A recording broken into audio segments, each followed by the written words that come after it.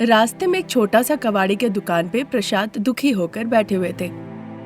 ये क्या, बच्चे स्कूल से अभी तक लौट गए लेकिन सास बहू लौटी नहीं। बच्चे इतनी शैतानी करते हैं, मैं उनकी आवाज बर्दाश्त नहीं कर पाता। रमेश को तो बच्चों को भी खेलने के लिए ले जाने हिम्मत नहीं है, अब क्या होगा।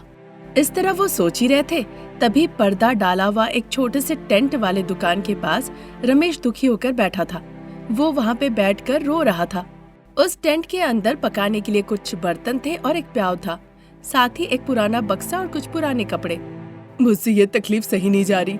कम से कम मेरा पैर चला जाता, मैं अपंग हो जाता तो महीने के 2-3 हजार पेंशन मिलते। लेकिन सास बहू इतनी गर्मी में दोनों मेहनत करती रहती है, तब जाके हमारा परिवार चल पाता है। इस तरह से वो सोचता है। तब तक स्कूल से हरीश और भव्या घर लौट आते हैं। प्रसाद के पास बैग रखते हैं और बैठ जाते हैं। बच्चे, तुम लोग पानी पियोगे क्या? पानी नहीं चाहिए दादाजी, हमें तो वादा चाहिए। वादा चाहिए? कैसा वादा पोते साहब? तो क्या अच्छे नंबर लाने पे मुझे कुछ खरीद के देना होगा? बताओ पोते साहब, क्या चाहिए तुम्हें? दादाजी, और कितने दिनों तक हम इस तरह सड़क के ऊपर टेंट बना के रहेंगे? क्यों बेटा? भैया के सवाल पे जवाब दीजिए ना दादाजी, हम इस तरह टेंट के घर में सड़क के ऊपर कब तक रहेंगे? ज्यादा नहीं, थोड़ा और वक्त लगेगा पोते साहब। लेकिन क्यों इस तरह से क्यों सवाल कर रहे हो? दादाजी, स्कूल के सभी बच्चे हमें देख के मजाक उड़ाते हैं कि इनका कोई घर नहीं, हम भिखारी हैं, और यह सब कहकर वो हमारे ऊपर हंसते हैं। वो हमारे मजाक उड़ाते हैं, कोई हमसे बात नहीं करता, हमारे साथ कोई नहीं बैठता, कोई नहीं खाता। हमें क्लास के एकदम अंत में दोनों को बैठाया जाता है। इस तरह जब वो रोते हुए कह रही थी, प्रसाद को समझ नहीं आ रहा था कि वो बच्ची को कैसे समझाए। दादाजी, हम यहाँ से कहीं और चले जाएंगे, हम यहाँ सड़क पे नहीं रहेंगे। बहुत बच्चे इसी सड़क से स्कूल जाते हैं, फिर वो हमें देखने के बाद स्कूल जाके हमारा मजाक उड़ाते हैं। लेकिन पोते साहब, कुछ दिन हमें यही रहना होगा। कहीं और जाने के लिए तो हमें पैसों का इंतजाम करना होगा। उसकी क्या जरूरत है दादाजी, हम अपने घर जाके रह सकते हैं ना। वो मैं कैसे कहूँ बेटा, मुझे मत गुस्सा दिलाओ। वो इलाका तुम्हारे पिताजी का है, जाओ जाके अपने पिताजी से पूछो। तो हम आपकी बात को मान लेना दादाजी। ये सुनकर प्रसाद को बड़ा गुस्सा आता है और वो हरीश को जोर का थप्पड़ लगा देते हैं। क्यों दादाजी, आपने भैया को क्यों मारा? आप कुछ मत कहो, यहाँ से जाओ। इस तरह से कहने पे हरीश रोते रोते वहाँ से चला जाता है। भव्या भी उसके पीछे पीछे चली जाती है। प्लास्टिक बैग बोतल उठा के अपने कंधे पे कचरे का बैग लेके सासू माँ शारदा और बहुरानी अनामिका घर की तरफ आ रही होती है। माँ जी, हमने सोचा था प्लास्टिक बोतल से हम घर बनाएंगे, उसके लिए तो इन सभी को एक साथ इकट्ठा करना होगा ना। मुझे लग रहा है इसमें हो जाएगा बहू। अगर ऐसी बात है तो हम घर बनाना शुरू कर सकते हैं ना। जैसा तुम कहोगी वही होगा। सारे इलाका घूम के हमारे पास इतने ही प्लास्टिक बोतल इकट्ठा हुए हैं, देखते हैं इससे घर बनता है कि नहीं। गर्मी बहुत बढ़ गई है, जल्द से जल्द हमें प्लास्टिक बोतल से घर बनाना ही पड़ेगा। ठीक कहिए आप। इतना कहकर शारदा अनामिका घर की तरफ आने लगती हैं। घर लौट के टेंट के घर में रमेश, अनामिका, हरीश और भव्या सो जाते हैं, लेकिन उसके बावजूद उन्हें नींद नहीं आती। हरीश के गालों पे थप्पड़ का निशान देखकर रमेश कहता है, मुझे माफ कर देना अनामिका। इस तरह से आप क्यों कह रहे हैं जी? चाहे कितना भी परेशान करे, हमें अपने बच्चों को इस तरह से नहीं मारना चाहिए। वो बार बार परेशान कर रहा था कि हम अपने पुराने घर में कब जाएंगे, जिद करने लगा, इसीलिए थप्पड़ पड़ गया। चाहे कितना भी गुस्सा आए, थोड़ा आराम से मारिए, देखिए तो उसके गालों पे किस तरह से लाल होकर निशान हो गए हैं। काफी देर तक धैर्य रखा था अनामिका, लेकिन पता नहीं गुस्से में यह हो गया। क्योंकि आपके पैरों में दर्द हो रहे हैं ना, इसीलिए आपको गुस्सा आ रहा है, आपको थोड़ा भी धैर्य नहीं है। बाहर इतनी तपती गर्मी, ऊपर से लू की हवा चल रही है। मैं सड़क के ऊपर नहीं बैठ सकता, ना ही टेंट पे रह सकता हूँ, ना ही चल सकता हूँ, ऐसा कि मैं एक जगह बैठ भी नहीं सकता। ये कैसी जिंदगी हो गई है, मैं बिल्कुल पागल हो जाऊंगा। मैंने कुछ सोचा था और कुछ और ही हो गया। मैं और सासू माँ जब सड़क से जा रहे होते तो पेड़ की ठंडी छांव में जाके बैठ जाते हैं। मैंने वो तो नहीं कहा ना, मैंने बेटे को मारा है, इसीलिए पता है तुम गुस्से में हो, इसीलिए तुम मेरी हालत को नहीं समझ पा रही हो और मेरे साथ मजाक कर रही हो। मैं तो नहीं समझ पा रही हूँ ना, एक बार और बोलेंगे ना तो बेइज्जती होगी। मैं आपको समझती हूँ, इसीलिए मैं आपके साथ हूँ। सॉरी अनामिका। आप लोगों को सस्ते में एक जगह मिल गया, वहीं पे एक पतला पन्नी लगा के रहने लगे, वो आपको घर लगने लगा, वहीं हमारी शादी हुई, वहीं पे हमारे बच्चे हुए। उसमें कोई गलती तो नहीं है अनामिका? आपकी गलती है, मैं ये नहीं कह रही हूँ। आपने सरकारी जगह खरीदी, वो भी उनके बिना परमिशन के, और वहीं पे इतने दिनों से रह रहे हैं। अब जैसे उन्होंने कहा कि इस घर का अतिक्रमण होगा, हम सब उठ के आ गए सड़क पे। अनामिका के इस बात पर रमेश कुछ जवाब नहीं दे पाता है। हम जब घर पे रह रहे थे तो आप एक जमीन उठा के ले आए, अच्छा काम किया। जब हमारे पास पैसे होंगे तब हम घर बनाएंगे। इतना कहकर वो रमेश को देखती है, फिर रमेश सो जाता है। अनामिका चुपचाप आंखें बंद कर लेती है। वो रविवार का दिन था। हरीश और भव्या सो के लेट से उठे। वो एक बक्से के पास आए जो कि लकड़ी के चूल्हे के पास रखा हुआ था, और माँ अनामिका खाना पका रही थी। बच्चे, रास्ते वाले नल के पास चले जाओ, वहाँ पे पिताजी और दादाजी नहा रहे हैं, उनके साथ जाके तुम लोग भी नहा लो। अच्छा ठीक है माँ। और वहाँ जाके लड़ना नहीं, एक दादाजी के पास और एक पिताजी के पास जाकर नहा लो, नहीं तो तुम लोग लड़ने लगोगे। इस तरह कहने पे बच्चे वहाँ से चले जाते हैं। थोड़ी देर में ही पानी का घड़ा लेके शारदा वहाँ आती है। वो लाके स्टोव के पास रख देती है और वहीं पत्थर के ऊपर जाके बैठ जाती है। बहू, क्या हरीश रात में ठीक से सोया था? देर तक रोया और फिर जाके सोया। क्यों पूछ रही है माँ जी आप? रात में तुम्हारे ससुर जी भी सो नहीं पाए, वो रो रहे थे सोच करके कि वो पोते को इतना जोर से मार दिए। आप क्या कह रही है माँ जी? सही कह रही हूँ, पोते ने कुछ नहीं कहा क्या? हरीश ने तो कुछ नहीं कहा माँ जी, आपके बेटे ने कहा उसे गुस्सा आया था, उसने मारा। पिताजी ने मारा, ये बात तो किसी ने नहीं कही। अनामिका की ये बात सुन के शारदा कुछ और बात करने लगती है। उधर नल के पास रमेश और प्रसाद नल के पानी में अपने अपने मुंह धो रहे होते हैं। तभी हरीश और भव्या उनके पास जाते हैं। सॉरी पोते साहब, बहुत दर्द हुआ ना? चला गया दादाजी।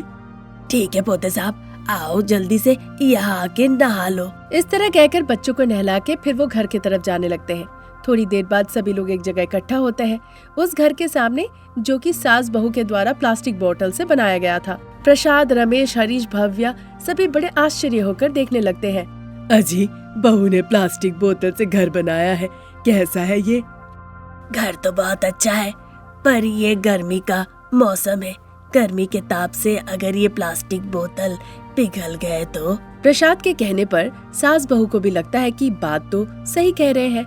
माँ जी, पिताजी तो सही बात कह रहे हैं। हाँ बहू, पर अब हम क्या करें? मैंने तो इस बारे में कुछ सोचा ही नहीं था माँ जी, लेकिन अब मुझे कुछ तरकीब नहीं सूझ रही है। समझ नहीं आ रहा है कि हम अपने इस प्लास्टिक के घर को किस तरह से सुरक्षित रखें। अरे बहू, तुम इतना क्यों सोच रही हो? इस पे धूप ना पड़े इसलिए हम इस पे केले का पत्ता बांध सकते हैं, कुछ नहीं तो नारियल के पत्ते से भी हो जाएगा, और उसके बाद भी कुछ नहीं मिला तो हम घास से भी ढक सकते हैं। प्रसाद की ये तरकीब सास बहू को अच्छी लगती है। 1 घंटे के बाद सासू माँ शारदा केले के पत्ते लेकर आती है और बहू रानी नारियल के पत्ते ले आती है। एक तरफ केले के पत्ते से और दूसरे तरफ नारियल के पत्ते से वो ढक देती है। देखकर सभी लोग हंसते हैं।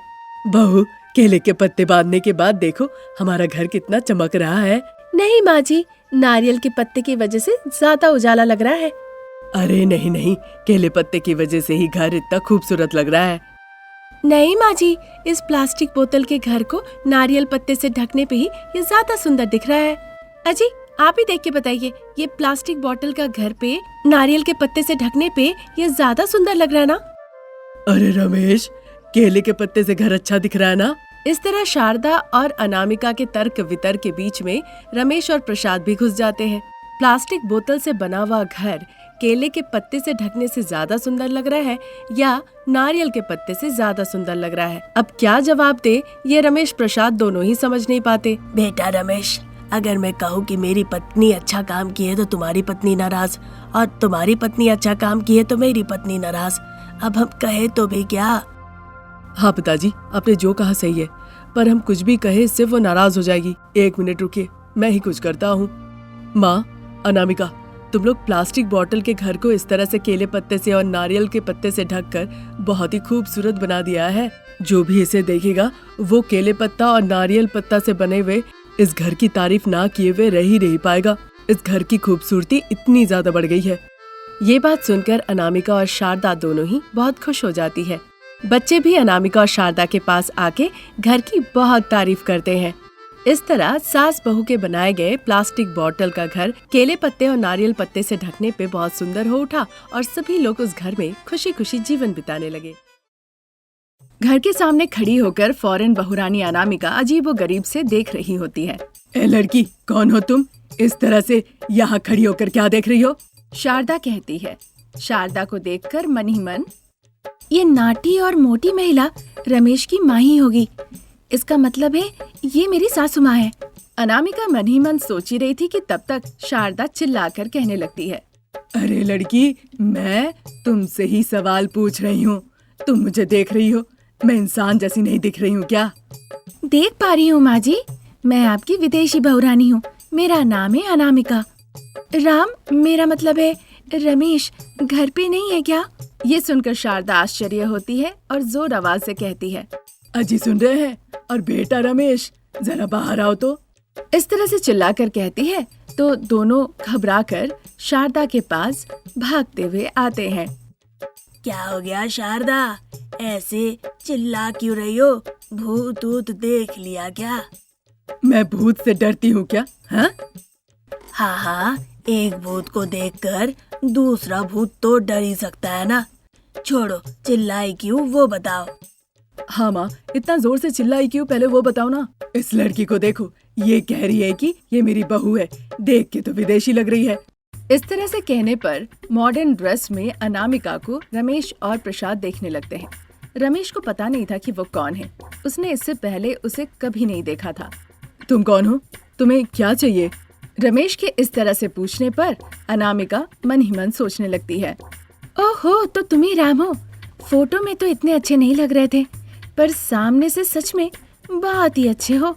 इतना सोचकर वो शर्माते हुए, ये क्या राम, मैं हूँ तुम्हारी पत्नी अनामिका। मैं विदेश से आई हूँ, तो मुझे भूल गए क्या? इस तरह कहने पर प्रसाद बड़े ही आश्चर्य होकर देखने लगते हैं। अरे पिताजी, मैं इस लड़की को नहीं जानता। ये अनामिका कौन है? मुझ पे भरोसा कीजिए।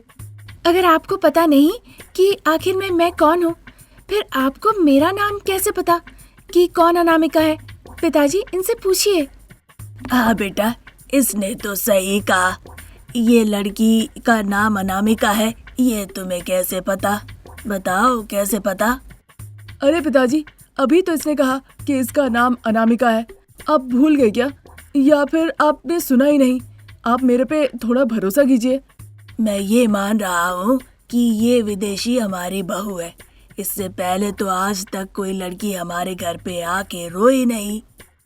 इसका मतलब आपने ये बात मान लिया कि ये विदेशी लड़की हमारी बहू है, पर मैं नहीं मानने वाली। हमारा बेटा इससे पहले कभी विदेश गया क्या? ये भी सही बात है। आज तक रमेश कभी विदेश भी नहीं गया, फिर इससे तुम्हारी शादी कैसे हुई? ये सुनकर अनामिका के मन में हलचल मच जाती है और वो सोचने लगती है, हे भगवान, ये ससुर जी भले ही नाटे हैं, पर इनका दिमाग चल रहा है। अब मैं कैसे इनको इस बात के लिए मनाऊं? ये सोच ही रही थी कि तब तक शारदा कहने लगती है, जैसे ही उसने हमारे बेटे को राम कहकर बुलाया तो आपको ये बहू लगने लगी। शारदा बड़े ही गुस्से से कहती है, हाँ बेटा, अगर हमारे बेटे ने तुमसे शादी ही की है, फिर उसने मेरे और मेरी पत्नी का भी नाम बताया होगा। जरा बताओ तो। आपका नाम प्रसाद है और माँ जी का नाम शारदा। क्या किसी भी देश में एक महिला इस तरह उठकर आके कहती है कि ये मेरे पति है? आप ही एक बार सोचिए ना। उस लड़की की बात सुनकर प्रसाद सोच में पड़ जाते हैं। उन्हें लगने लगता है कि लड़की सच ही कह रही है।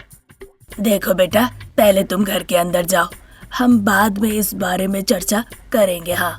इस तरह से कहने पर अनामिका बिना कुछ कहे चुपचाप अंदर चली जाती है। ये क्या किया आपने? मुझे कुछ समझ में नहीं आ रहा है शारदा, चाहे जो भी हो, ये हमारी बहू है, बस। इतना कहकर प्रसाद वहाँ से चले जाते हैं। ये लड़की हमारे घर पे आई है ना बहू बनके, मैं इससे सारा काम करवाऊंगी और सारा सच उगलवाऊंगी। चलो अंदर चलो। कहकर शारदा रमेश को लेकर घर के अंदर जाती है। अनामिका पूरा घर देखने लगती है। ऐसे क्या देख रही हो बहू? यहाँ आओ, यहाँ कर बैठो।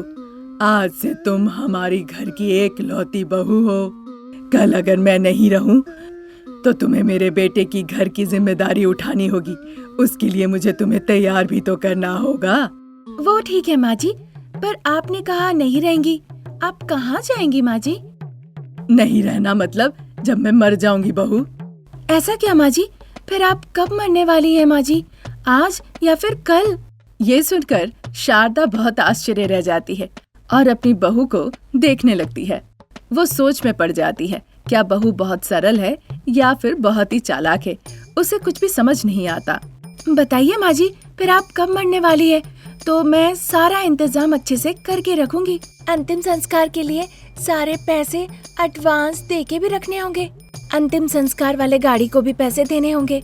साथ ही साथ जलाने के लिए लकड़ियाँ भी काट के लानी होगी, वहाँ भी पैसे देके इंतजाम करना होगा। नहीं तो फिर आखिरी रास्ता हमारे पास जो बचेगा, गड्ढा खोद के दफनाना होगा। इस तरह से तो हमारा बहुत काम है ना माँ जी। अनामिका जब इस तरह से विस्तारित रूप में बता रही होती है, उसकी बातें सुन के शारदा बहुत दुखी हो जाती है। माँ जी, आप खुशी खुशी अपने बेटे का हाथ मेरे हाथ में दे दीजिए, उसके बाद उनकी सारी जिम्मेदारी मैं संभाल लूंगी। अनामिका की ऐसी बातें सुन के शारदा मन ही मन सोचती है, कुछ भी हो जाए, ये विदेशी बहुरानी सीधी तो नहीं है। अगर अभी भी सोचूं कि सरल है, इसका मतलब होगा गरम दाल में खुद का हाथ डालूं और खुद ही स्वाद चखूं।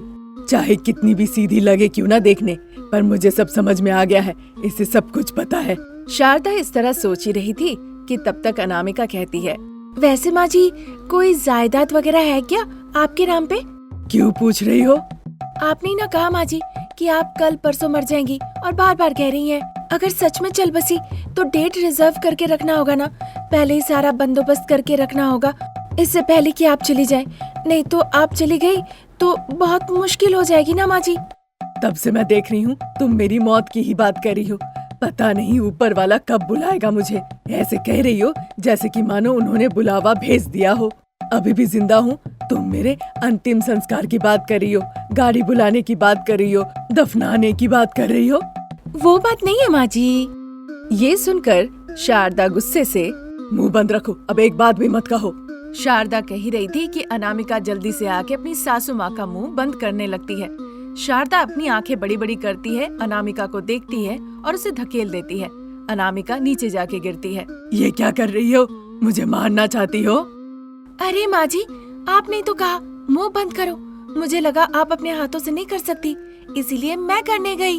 अरे बेवकूफ, मैंने कहा तुम अपना मुंह बंद करो, मेरा मुंह नहीं। अकल नहीं है क्या? हाँ, सॉरी माँ जी। अब बताइए, वैसे तो आपने फैसला ले ही लिया है मरने का, तो अब आपने जैसा वादा किया था, अब आप मुझे सब कुछ सिखाइए। ऐसा कहकर तुमने ठीक किया है, मेरे साथ आओ। इतना कहकर शारदा कुएं के पास जाती है।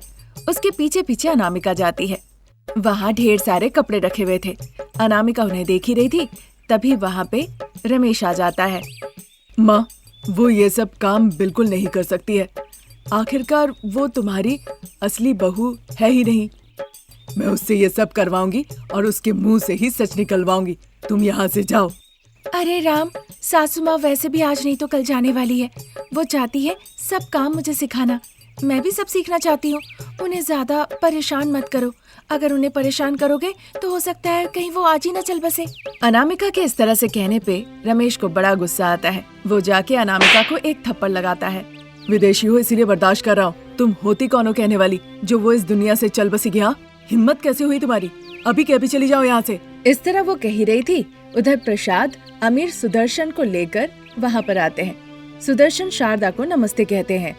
मुझे माफ कीजिएगा भाभी, ये मेरी बेटी है, इसका नाम अनामिका है। हम विदेश में रहते हैं, पर इसे गांव से बड़ा लगाव है। वो चाहती है कि एक गांव के लड़के से शादी करके गांव में ही बसना, पर हमारे नजर में कोई जान पहचान वाला तो था नहीं। तभी मैंने मैट्रिमोनी में रमेश का डिटेल्स देखा। उसके सारे गुण देखने के बाद मैंने एक नाटक रचा और आपके घर आ गई बहू बनकर। अनामिका की ये बात सुन के शारदा, प्रसाद और रमेश चैन की सांसें लेते हैं।